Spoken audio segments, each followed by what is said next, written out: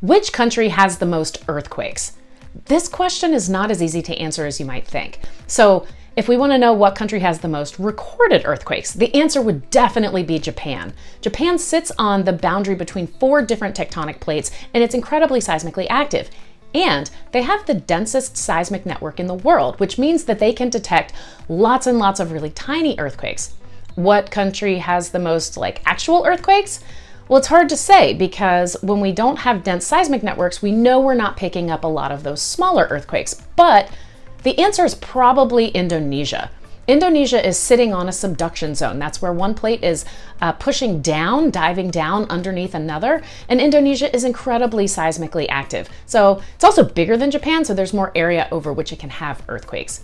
We could say which country has the most earthquakes per unit area, and that would probably be the island nations of either Fiji or Tonga.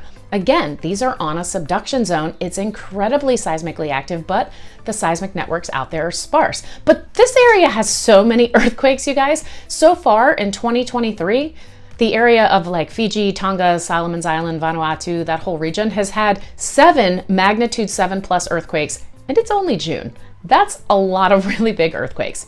We could also say what country historically has had the most catastrophic or damaging earthquakes. That would probably be China. There have been many earthquakes in history where hundreds of thousands of people, unfortunately, have lost their lives in earthquakes, including an earthquake in 1976 that killed more than 300,000 people. So in places where we have these really catastrophic earthquakes, those are places where we have seismic activity and we have vulnerable infrastructure or buildings, places where people live and work that aren't able to withstand earthquake shaking. So who wins the prize for, country that has the most earthquakes? It all depends on how you look at it.